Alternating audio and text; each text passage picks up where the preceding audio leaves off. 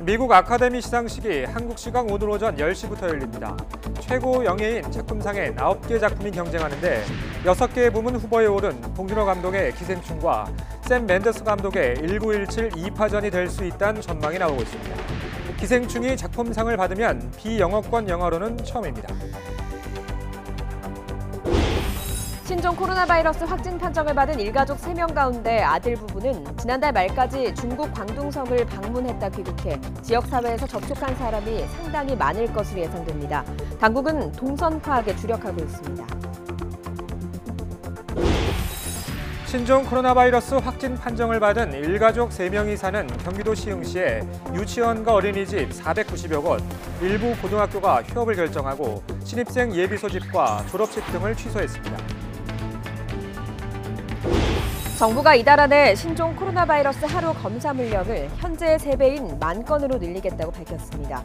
확진 환자를 치료할 음압치료 병상은 900개 이상으로 확대하고 역학조사 인력도 대폭 확충할 계획입니다. 일본 요코하마 인근에 정박한 크루즈선에서 신종 코로나 바이러스 감염자 6명이 추가 확인돼 선내 확진 환자가 70명으로 늘었습니다. 승객들은 19일까지 선내에 갇혀 있어야 하는데 일본 정부는 여전히 일본 전체 감염자 통계에 넣지 않아 불신을 높이고 있습니다. 아카데미상에서 최고 영예로 꼽히는 건 작품상입니다. 작품상 후보 중에 기생충과 1917이 2파전 양상을 보여서 수상도 노려볼 만하다는 관측입니다. 김선희 기자가 보도합니다. 아카데미의 최고상인 작품상에는 무려 9개 작품이 후보에 올라 있습니다. 기생충을 비롯해 아이리시맨과 조커, 작은 아씨들, 결혼 이야기, 1917, 조조래빗 등 모두 쟁쟁한 작품들입니다. 하지만 대체로 봉준호 감독의 기생충과 샘 맨데스 감독의 1917로 압축되고 있습니다. 두 작품이 아카데미의 표심을 읽을 수 있는 미국 영화계 4대 조합상을 휩쓸었기 때문입니다. 아카데미상은 9,000명가량 되는 아카데미 회원들의 투표로 이루어지는데 할리우드 주요 직군을 대표하는 프로듀서, 감독, 배우, 작가 조합이 대부분을 차지하며 영향력을 발휘하고 있습니다. 현재 1917이 프로듀서 조합상과 감독 조합상을 차지하고 기생충이 배우와 작가 조합상을 받으며 1917이 좀 더 유리한 고지를 점하고 있습니다. 지난 30년간 프로듀서 조합상을 받은 21개 작품이 아카데미에서도 작품상을 받았기 때문입니다. 1917이 감독 조합상을 받은 것도 작품상 가능성을 끌어올리고 있습니다. 하지만 기생충이 이변을 일으킬 수도 있습니다. 아카데미 회원이 작품상 후보 5개의 순위를 매겨 복수 투표하는 선호 투표제가 변수로 떠오르고 있습니다. 현재 북미 시장을 휩쓸고 있는 기생충이 대중적 인기를 등에 업고 전체 투표의 50%를 넘으면 바로 작품상을 받을 수 있습니다. YTN 김선희입니다. 봉준호 감독은 봉태일이라는 별명이 붙을 정도로 꼼꼼함과 치밀함을 지닌 것이 강점입니다. 평소 시나리오를 그림으로 옮긴 스토리보드가 큰 역할을 했습니다. 신지연 기자가 보도합니다. 봉준호 감독이 기생충 촬영 전에 배우와 스태프들에게 나눠준 스토리보드입니다. 시나리오를 그림으로 옮긴 건데 마치 만화처럼 꼼꼼히 그렸습니다. 머릿속 상상이 이야기의 배경과 인물, 카메라 앵글까지 고려한 콘티가 되고 실제 영화에서 거의 그대로 구현됩니다. 또 시야가 어떻게 차단되느냐, 동선이 어떻게 꺾어지냐 이런 것들을 제가 시나리오 쓸 때 미리 다 구상을 할 수밖에 없었어요. 그러지 않고서는 이게 스토리 자체가 전개가 안 되거든요. 그래서 7년 전부터 구상한 영화 기생충도 이런 시도 속에 만들어졌습니다. 어릴 때 만화책으로 상상력을 기르고 열심히 따라 그리며 훈련한 덕분입니다. 마치 현미경을 들여다보듯 대사와 동작, 소품 등 모든 걸 치밀하게 배치하며 봉태일이라는 별명이 붙었습니다. 봉준호 감독이 만들어내는 그 각본이나 미술이나 어떤 그 영화적인 요소들에서의 디테일이 영화를 한층 더 완성도 높게 만들어주고 그리고 그 영화를 계속해서 해석하고 싶게 만드는 그런 욕구를 자아낸다라는 점에서 의미가 있겠고요. 디테일이 살아있는 섬세한 연출력으로 자신만의 장르를 만들어낸 봉준호 감독. 장르 영화의 틀 안에서 고유의 색깔과 사회를 향한 날카로운 시선을 담아내며 대중과 평단을 모두 사로잡는 데 성공했습니다. YTN 신지연입니다. 오늘 출근길 기온이 영상권을 보이며 크게 춥지 않습니다. 하지만 중국발 스모그가 유입되면서 대기질은 점차 탁해지겠습니다. 자세한 날씨 알아보죠. 권혜인 캐스터. 네, 상암동에 나와 있습니다. 자, 오늘은 큰 추위는 없다고요? 네, 오늘은 큰 추위 걱정 놓으셔도 되겠습니다. 우선 현재 서울 기온이 영하 0.7도로 어제보다 5도가량 높게 출발을 했고요. 한낮에는 기온이 영상 9도까지 오르면서 어제 그리고 평년보다 5도나 더 높겠습니다. 오늘 추위 걱정은 없겠지만 미세먼지에는 대비를 해주셔야겠습니다. 현재까지는 충남과 제주 지역을 중심으로 초미세먼지 농도가 나쁨 수준 보이고 있습니다. 하지만 오전 중에 고농도 중국발 스모그가 유입되겠고요. 영동과 경북을 제외한 전국의 초미세먼지 농도가 나쁨에서 매우 나쁨 수준까지 오르겠습니다. 마스크 꼭 챙기셔야겠습니다. 오늘 아침 기온은 서울이 영하 0.7도, 대전과 광주 영하 0.2도, 부산은 0.7도로 큰 추위 없습니다. 오늘 낮 기온은 서울이 9도, 대전 11도, 광주와 부산은 13도로 포근하겠습니다. 남은 한 주간 큰 추위 없겠고요. 내일은 전남 해안과 제주도를 시작으로 모레는 전국에 비가 내리겠습니다. 현재 서울을 비롯한 내륙 곳곳에 건조주의보가 발효 중입니다. 모레 전국에 비가 내리기 전까지는 메마른 날씨가 이어질 것으로 보이니까요. 화재 예방에 신경 써주셔야겠습니다. 지금까지 상암동 야외 스튜디오에서 YTN 권혜인입니다.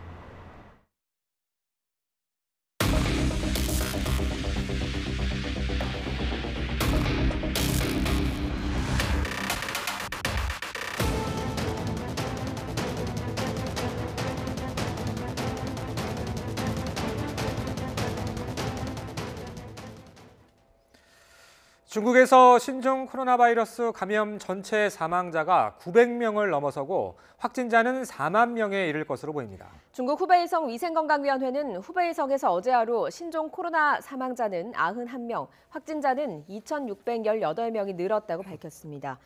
중국에서 일일 사망자가 90명 이상 는 건 이번이 처음으로 이에 따라 곧 발표될 중국 전체 사망자는 900명을 넘어서고 확진자는 4만 명을 넘을 것으로 추정됩니다. 국내에서 어제 추가로 확인된 신종 코로나 바이러스 환자는 아들 부부와 어머니 등 함께 사는 일가족 3명입니다. 아들 부부가 중국 광둥성을 방문했던 것으로 확인됐습니다. 지난달 31일에 귀국한 이후 9일 만에 확진 판정을 받아서 접촉한 사람이 상당할 걸로 예상됩니다. 김지환 기자입니다. 방역 차량이 아파트 단지 이곳저곳으로 가며 소독약을 뿌립니다. 주민인 73살 여성이 25번째 확진자로 판정되자 긴급 방역에 나선 겁니다. 그럼 이제 슈퍼에서 의미를 안 받는데요. 이거 동네 슈퍼 전부다. 25번 환자는 중국 등 해외 여행력이 없습니다. 그런데도 특이하게 확진 판정이 나왔습니다. 보건당국은 함께 살던 아들 부부, 특히 중국인 며느리에게서 감염된 걸로 추정하고 있습니다. 아들 부부는 개인 사업차 지난해 11월 중국 광둥성을 방문했다가 지난달 31일 귀국했습니다. 입국 당시 별다른 증상이 없었지만 지난 4일부터 며느리가 잔기침 증상을 보였습니다. 그로부터 이틀 뒤 어머니가 발열과 오한 증세를 보였고 좀처럼 증세가 나아지지 않자 어머니는 지난 8일 인근병원 선별진료소를 찾아 검사를 받았고 곧 양성으로 확인됐습니다. 7일날 왔다 가셨고 8일날은 검사하셨고 증상이 있었고 그래서 보고됐고 보건소가 질본에다가 문의 다 하고 다 진행한 부분. 접촉자이자 감염원으로 추정되는 아들 부부도 경기 지역 병원에 격리돼 바이러스 검사를 받고 잇따라 확진 판정돼 26, 27번 환자로 분류됐습니다. 우려되는 건 아들 부부가 머물렀던 광둥성은 현재 신종 코로나 환자가 1000여 명이나 되는 우한에 이어 중국 내 발생이 가장 많은 지역이라는 겁니다. 또 아들 부부가 광둥에서 온 지 9일이나 지난 상태라 세 사람이 지역사회 곳곳을 다니며 얼마나 많은 사람들과 만났는지 파악이 쉽지 않을 거라는 점입니다. 실은 그 두 부부의 광둥성에서의 행적이나 경로를 봐야 되고 또 어떤 분들을 접촉을 했는지를 또 봐야 되기 때문에 그 입국한 지역만 가지고 현재는 단언하기는 정확한 감염 지역이 어딘지 파악하기도 어려울 수 있습니다. 중국 우한공항이 폐쇄된 건 지난달 23일. 이 때문에 우한에서 들어오지 못하고 다른 곳을 다니다 광둥으로 들어왔을 가능성도 제기되기 때문입니다. 당국은 일단 이들의 신용카드 사용 내역 등을 토대로 가족의 동선을 파악하고 있습니다. YTN 김지환입니다. 이런 가운데 25번째와 27번째 신종 코로나 바이러스 감염증 환자가 확진 판정을 받기 전에 의료기관을 방문했지만 제때 검사를 받지 못한 것으로 나타났습니다. 25번째 환자는 지난 6일 저녁부터 증상이 있어서 다음 날 시흥에 있는 병원 선별진료소를 방문했지만 검사를 받지 못했습니다.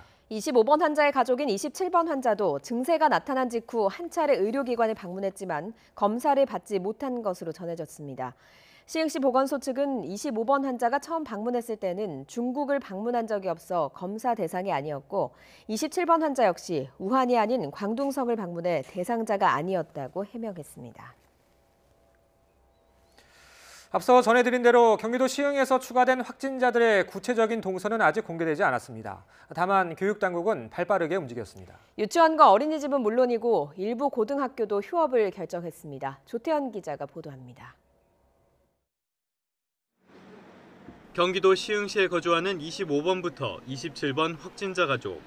이 가운데 25번과 27번 환자는 사전에 병원을 가고도 대상자가 아니라는 이유로 제때 검사를 받지 못했습니다.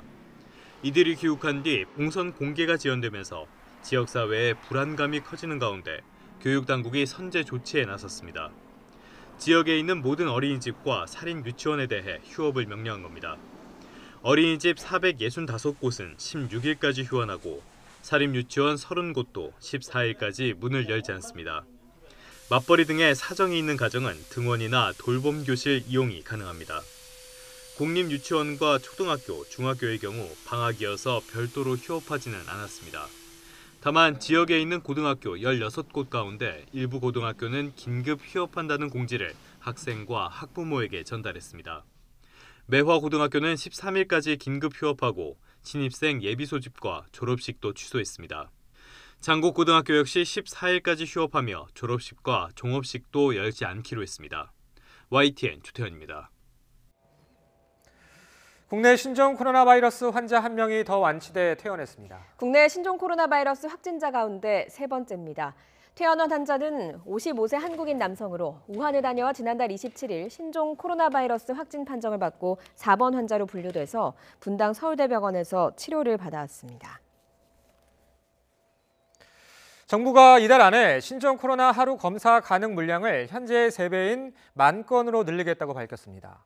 확진 환자를 치료할 음압치료 병상도 900개 이상으로 확대하고 역학조사 인력도 대폭 확충합니다. 김평정 기자입니다. 현재 신종 코로나 바이러스에 감염됐는지 확인하는 검사는 하루 3,000명 정도만 가능합니다.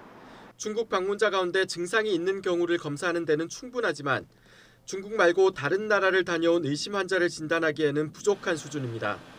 중국을 넘어 인접 국가로 환자가 늘어나는 상황을 고려하면 진단 물량 확대가 시급한 상황입니다. 이에 정부는 하루 진단검사 물량을 이번 달 말까지 현재의 3배인 10,000건으로 늘리기로 했습니다. 생산업체, 민간 검사기관, 연구소, 병원 등 모든 자원을 동원해서 2월 말까지 현재의 3배 수준, 즉 하루 1만 건의 진단 검사가 가능하도록 검사 물량을 확대하겠습니다.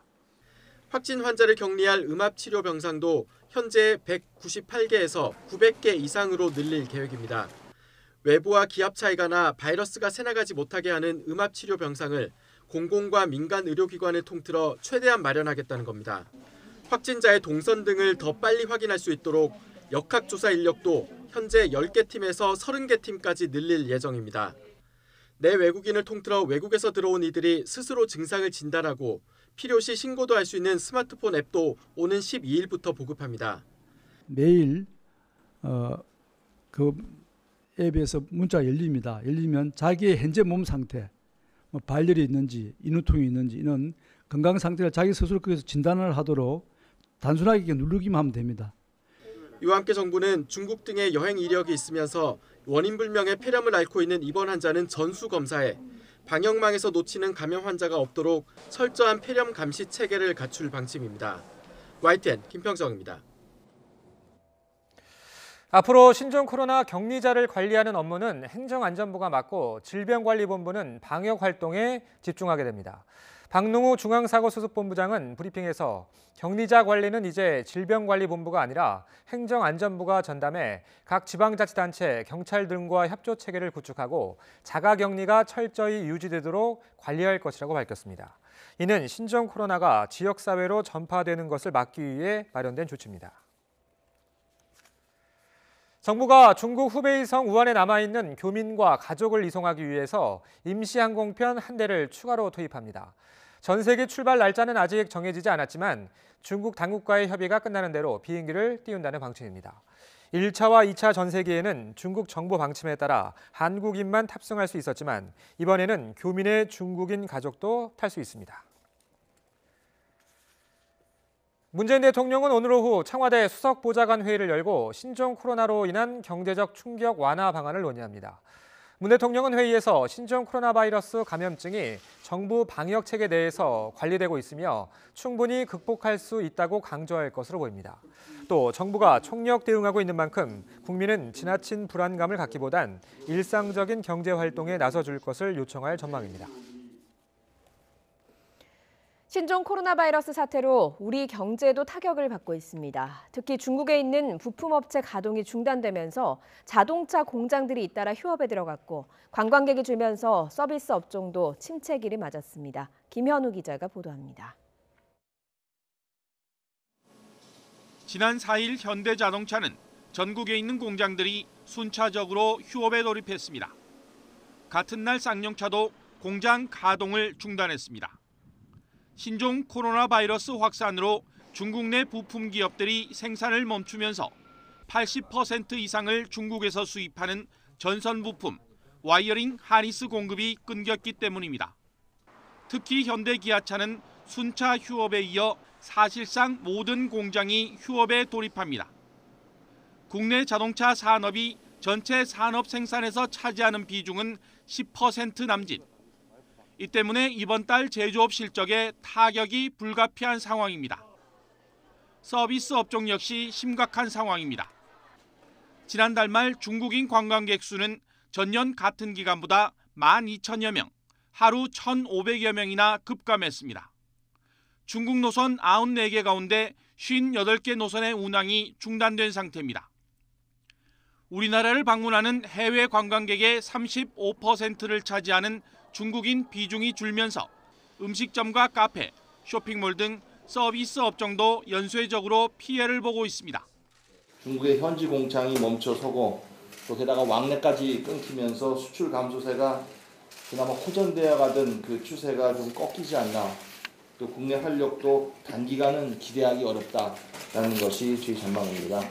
정부는 신종 코로나 바이러스 확산에 따른 수출 지원 대책과 피해 우려 업종에 대한 맞춤형 지원 대책 등을 이번 달 중으로 발표할 예정입니다. YTN 김현우입니다. 정부가 중국발 입국자에 대한 특별 입국 절차를 시행한 이후 중국발 입국자가 60% 줄었습니다. 박능우 중앙사고수습본부장은 중국에서 들어오는 입국자가 빠르게 줄고 있다며 입국 제한 조치 이전 13,000명이던 일일 입국자가 5,400명으로 약 60%가 줄었다고 밝혔습니다. 정부는 또 단순 관광 목적으로 신종 코로나 발생 국가를 방문하는 것을 자제해달라고 권고했습니다. 박능우 본부장은 중국 이외 지역에서 유입되는 환자 발생을 방지하기 위해 꼭 필요한 경우를 제외하고는 단순 관광 목적의 여행을 최소화하도록 권고하겠다고 밝혔습니다.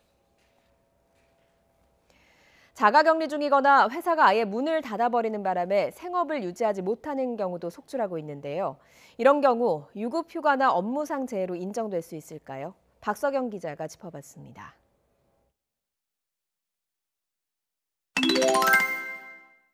먼저 감염으로 입원하거나 격리된 노동자는 감염병 예방관리법에 따라 유급휴가를 받을 수 있습니다.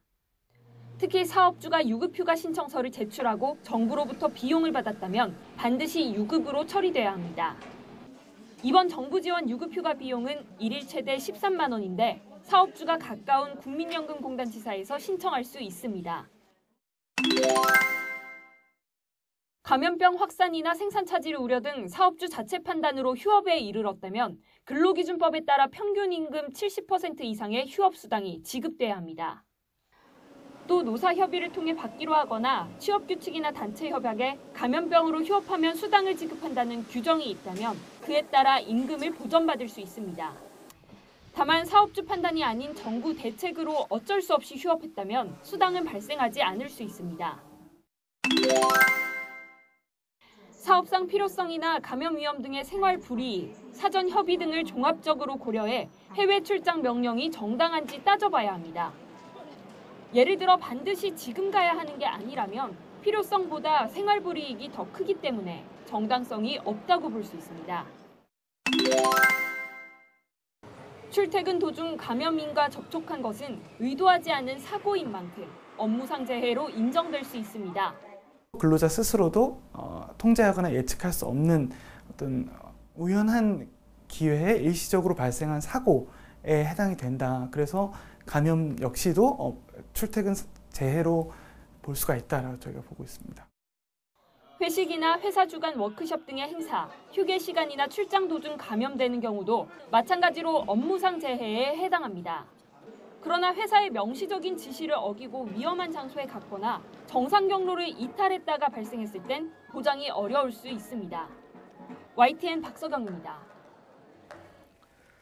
신종 코로나 바이러스 감염증이 제한된 공간에서는 에어로졸 형태로 공기를 통해 감염될 수 있다는 일부 주장에 대해 중국 보건당국은 사례가 없다며 가능성을 부인했습니다. 중국 위생건강위원회는 현재까지 신종 코로나의 주요 감염 경로는 호흡기관을 통한 비말, 즉 침방울 감염과 접촉에 의한 것이며 가장 많이 발생하는 사례는 근거리에서 밀접한 접촉이 있었을 때라고 설명했습니다.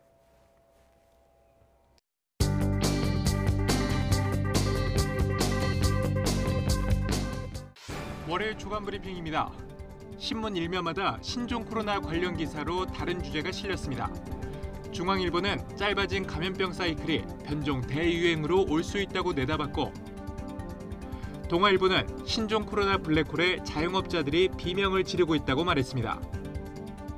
경향신문은 묻지마 폐쇄 휴업 격리에 일관된 기준이 없다고 꼬집었고, 한국일보는 사스와 메르스의 충격을 합친 듯 수출과 내수의 복합 몸살을 앓고 있다고 걱정했습니다.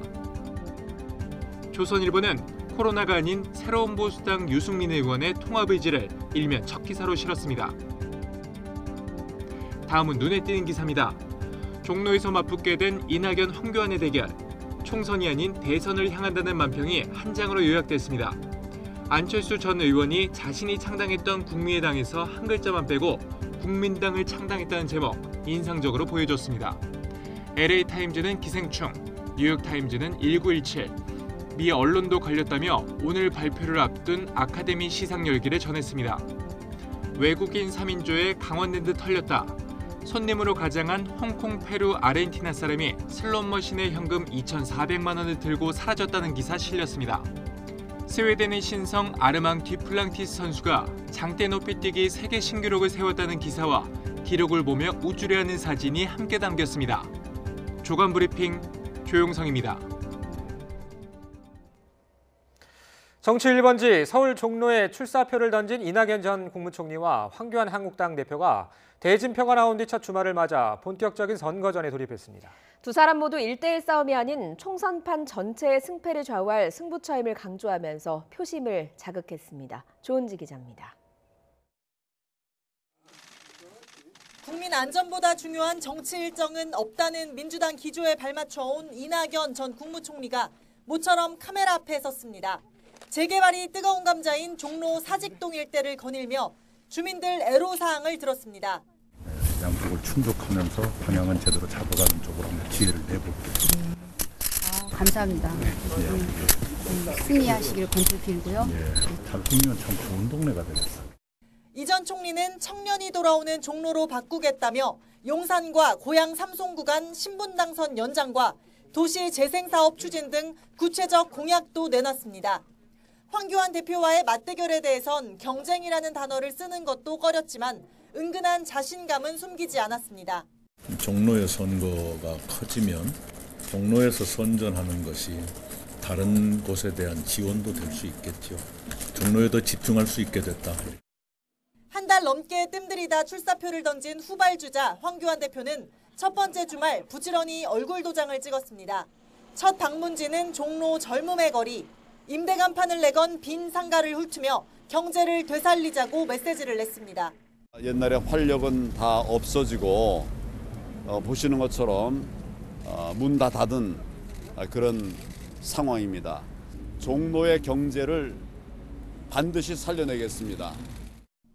또 모교인 성균관대와 경기고 옛 부지를 잇따라 찾아 종로와의 인연을 강조하고 초심도 떠올렸습니다. 오늘의 나를 만들어준 고등학교 그리고 대학교이기 때문에 참 마음속으로 감사한 마음 적지 않습니다. 하루빨리 문재인 정권 심판하고 나라를 바로 잡아서 이 전 총리는 종로와 대한민국 미래를 위한 리더임을 부각했고 황 대표는 문재인 정부와 황교안의 대결이라는 말로 정권 심판론에 불을 붙였습니다. 이낙연과 황교안 1대1 대결 구도를 넘어 종로는 총선 판도를 뒤흔들 최대 승부처로 달아오르고 있습니다. YTN 조은지입니다.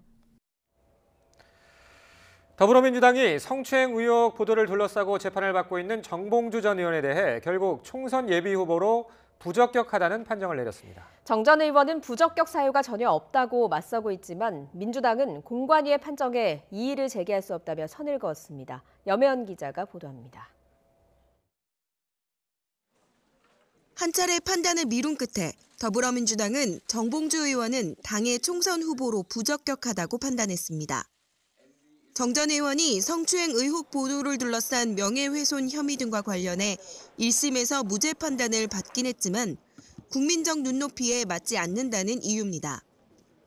2심과 3심에서 재판부가 다른 판결을 내릴 가능성도 배제할 수 없는 상황에서 위험 부담을 덜고 가자는 것으로 풀이됩니다. 인재 영입 2호였던 원종건 씨 사건으로 홍역을 치른 가운데 또다시 비슷한 논란에 휘말릴 경우 정치적 회복이 쉽지 않은 탓도 큽니다. 실제 공천관리위원회는 오전 회의에서 판단을 보류했고 김성환 민주당 대표 비서실장은 김의겸 전 대변인처럼 본인이 결단할 수 있는 시간을 좀 더 주기 위한 것 아닌지 모르겠다며 압박하기도 했습니다. 오후에는 이해찬 대표가 직접 불러 만났지만 정 전 의원은 부적격 판정을 받을 이유가 없다는 입장을 굽히지 않았습니다. 왜 내가 경선에서 배척되어야 하지? 경선에 참여하지 못할 무슨 재책 사유가 있나? 내가 그렇게 어느 것도 곰곰이 따져보면 없는 거거든요. 정 전 의원은 빨간 점퍼를 입은 민주당 의원이라며 같은 당 금태섭 의원을 비판한 뒤 금 의원의 지역구인 서울 강서구 갑에 출사표를 던졌습니다. 하지만 민주당이 미투 사건과 부동산 문제에 대해서는 무관용 원칙을 세우면서 결국 출마가 좌절됐습니다. 민주당은 공천관리위원회 의결에 대해 이의를 제기할 수 있는 방법은 더 이상 없다고 선을 그었습니다. YTN 염혜원입니다. 안철수 전 의원이 이끄는 신당이 안철수 신당 명칭을 못 쓰게 되자 당명을 국민당으로 정하고 본격적인 창당 준비에 들어갔습니다. 행사에 참석한 진중권 전 동양대 교수 발언 도중 울먹였다고 하는데요. 들어보시죠. 저를 슬프게 했던 말이 있었는데 조국 전 장관이 청문회 나와가지고 나는 사회주의자다 라는 말을 들었을 때 그 생각이 계속 나더라고요. 그래가지고 제가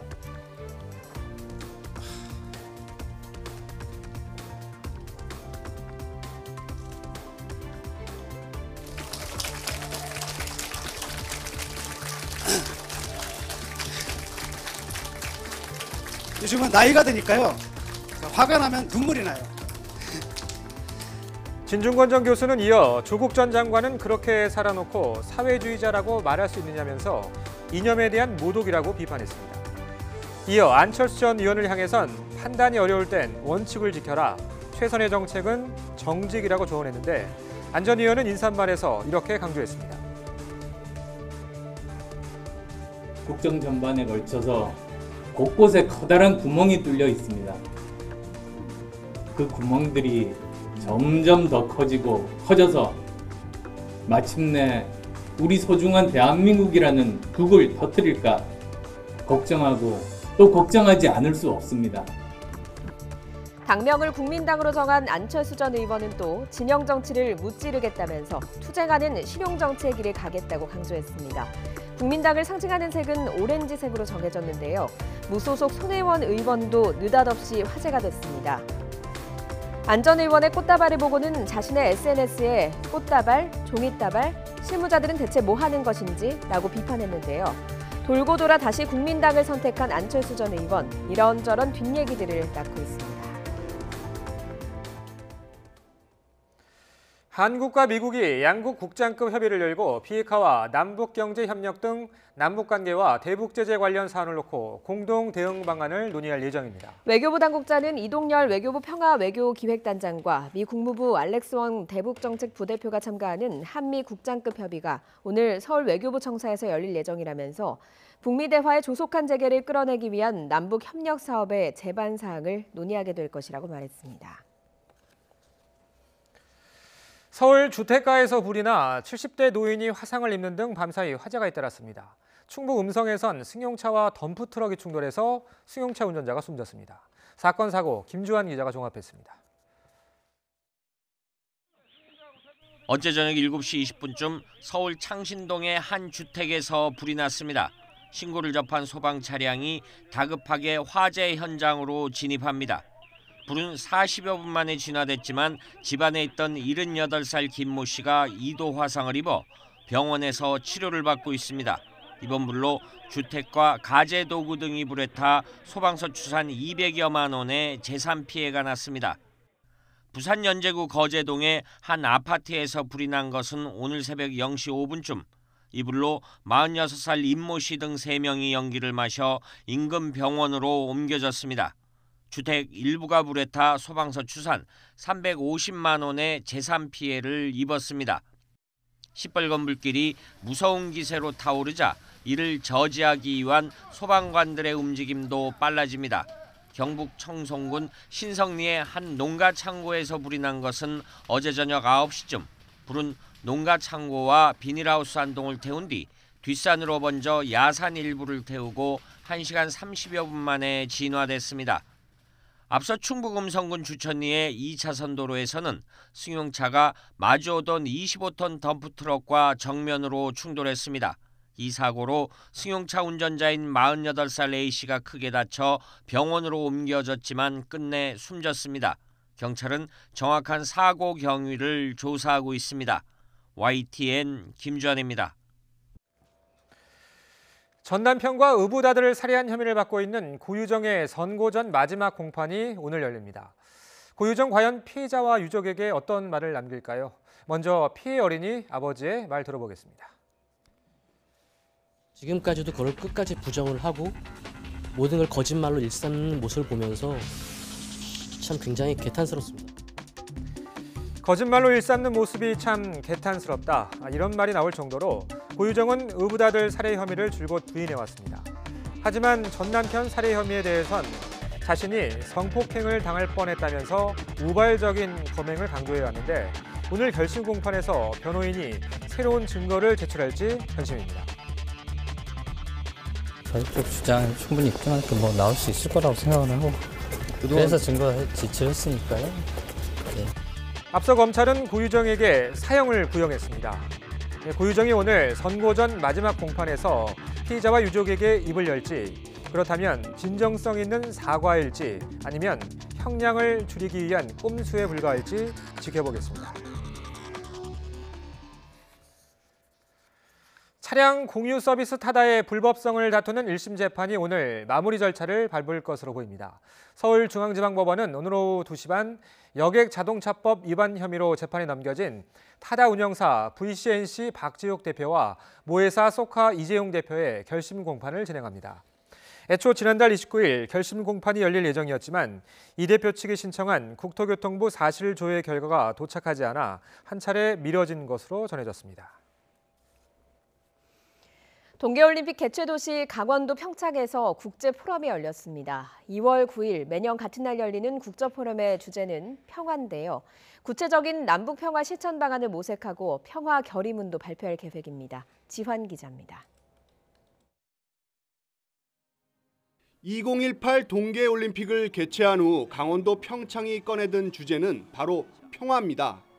2년 전 북한 선수단이 올림픽에 참가한 이후 경색됐던 남북관계가 평화 분위기로 바뀌었고 역사적인 남북 그리고 북미 정상회담 등으로 이어졌기 때문입니다. 평창을 대표하며 스키 경기가 열렸던 발왕산은 평화봉으로 이름을 바꿨고 평화기념재단도 설립됐습니다. 매년 개최하는 국제평화포럼 개최일도 그래서 평창올림픽 개막일인 2월 9일로 정했습니다. 2018 평창대회를 통해 시작된 한반도 평화 구축의 성장 동력을 계속하여 이어나가는 것을 목표로 하고 있습니다. 2회째인 이번 포럼에는 스포츠와 평화, 국제협력 분야 세계적 지도자와 석학들이 참석해 남북 평화를 위한 구체적인 실천 방안을 모색합니다. 동해선 철도와 유라시아 철도 연결, 금강산과 DMZ 남북 공동개발 등이 논의 대상입니다. 포럼 마지막 날에는 평화 결의문도 발표합니다. 올해 70주년이 되는 한국전쟁을 이제 끝내자. 종전선언을 하고 또 평화협정을 체결하라라는 요청을 우리가 결의안에 담을 예정이고요. 강원도는 평창 포럼을 스위스 다보스 포럼처럼 국제적으로 인정받는 회의로 키울 계획입니다. 최근 유치한 2024년 평창 동계청소년 올림픽을 남과 북에서 분산 개최하거나 공동 개최하는 방안도 포럼을 통해 공식 제안하기로 했습니다. 평화 지금 이곳에서라는 주제로 열리는 올해 평창 평화 포럼은 오는 11일까지 사흘간 이어집니다. YTN 지환입니다. 경기도가 지난 2018년 공항버스 운행업체의 한정 면허를 취소한 건 재량권 남용으로 위법이란 항소심 판결이 나왔습니다. 1심과 2심 판결이 엇갈리면서 경기도는 고민에 빠졌습니다. 특별조사위원회를 구성해 당시 상황을 조사했던 도의회는 책임자의 사과와 함께 전임 지사에 대한 고발도 검토하고 있습니다. 김학무 기자입니다. 경기도가 애초 공항버스 운행업체의 한정면허 갱신을 거부하고 시외버스 면허로 바꾼 명분은 요금 인하. 하지만 요금 인하는 첫 해에만 이뤄졌을 뿐 지난해 오히려 요금이 인상됐고 운영업체에 대한 6억 원의 보조금이 혈세로 지원되기까지 했습니다. 경기도의 명분이 퇴색했다는 주장이 나왔지만 한정면허 갱신을 거부당한 업체는 이미 도산 상태가 됐습니다. 200명이 넘던 직원은 뿔뿔이 흩어지고 리무진 버스 84대도 헐값에 팔아 재산 피해가 막심했습니다. 업체 측은 소송을 제기했고 최근 서울고등법원이 2심 판결에서 당시 경기도의 공항버스 한정면허 갱신 거부 처분은 재량권 일탈과 남용에 해당해 처분을 취소하라고 판결했습니다. 문제는 경기도의 대법원 상고 여부. 2년간 이어진 소송에 지친 업체는 상고까지 이어질 경우 버틸 여력이 없고 한정면허 취소를 비판했던 이재명 지사의 뜻에도 맞지 않는다며 대법원 상고 포기를 기대하고 있습니다. 민선 7기 경기도정이 같은 지금 그 기조를 같이 하고 있는 이 올바른 판단이 나왔기 때문에 이 판단에 따라서 이 억울함을 풀어줬으면. 공항버스 면허 전환 과정에 대한 의혹 규명을 위해 특별위원회를 꾸려 조사했던 경기도의회도 법원 판결을 환영하며 경기도의 상고 포기를 주장하고 나섰습니다. 도의회는 이에 더해 잘못된 행정에 대한 전임 남경필 지사의 사과를 촉구하고 고발도 검토하고 있습니다. 경기도는 항소심 판결을 심사숙고해서 상고 포기까지도 좀 심사숙고하기 바란다는 남경필 전 지사는 숙고 대제를 하고 요금 인하라는 애초 명분이 사라지고 한정면허 갱신을 거부당한 업체의 피해도 커지고 있는 만큼 잘못된 행정을 바로잡는 경기도의 신속한 조처가 필요해 보입니다. YTN 김학무입니다. 이란이 현지 시각 9일 발사한 인공위성이 궤도에 진입하지 못했다고 AP 로이터 통신이 이란 국영TV를 인용해 보도했습니다. 이란은 이날 저녁 수도 테헤란에서 남동쪽으로 약 230km 떨어진 샘난주 이만 호메이니 국립우주센터에서 로켓으로 인공위성 자파르를 발사했지만 낮은 속도 탓에 목표 궤도에 올릴 수 없었던 것으로 전해졌습니다.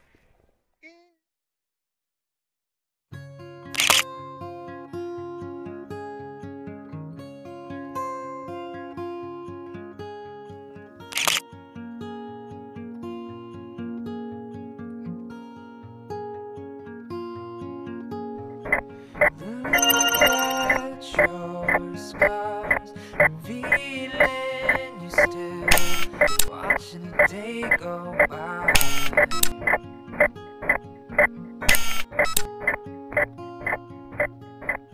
3, 2, 1. Spinning out, your thoughts they just crash in line.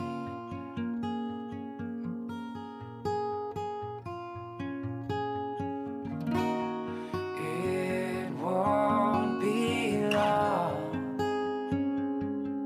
until she calls you.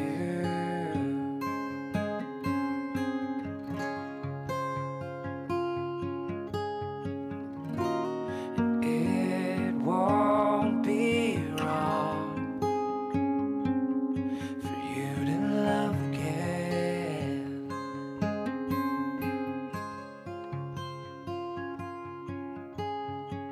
Look at this mess spilling out over the past we ride.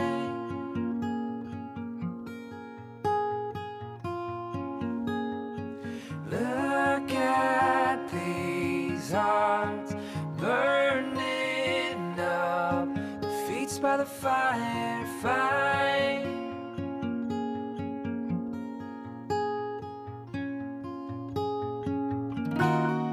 It won't be long until she calls you.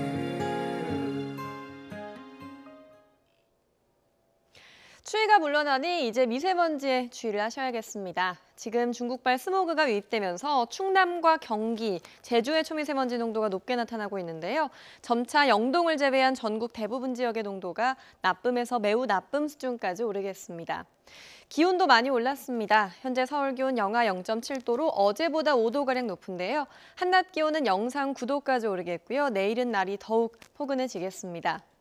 오늘 아침 전국이 맑은 가운데 옅은 안개가 끼어 있습니다. 낮 동안 구름이 거의 지나지 않겠고 강원 산간과 해안은 오전까지 바람이 강하게 불겠습니다. 현재 기온 어제보다 1도에서 6도가량이 높습니다. 서울 영하 0.7도, 대구 3도, 부산 1.6도로 크게 춥지 않습니다. 낮 기온은 10도 안팎까지 올라서 포근하겠습니다. 서울과 강릉 9도, 울산 12도, 광주와 부산 13도까지 오르겠습니다. 내일 밤 전남 해안과 제주도를 시작으로 모레에는 전국에 비가 내리겠고요. 주말에는 강원과 충청 이남 지방에 비나 눈이 오겠습니다. 날씨 정보였습니다. 월요일 굿모닝 화이트는 여기서 마치겠습니다. 네, 이어서 뉴스 라이브가 이어집니다. 고맙습니다.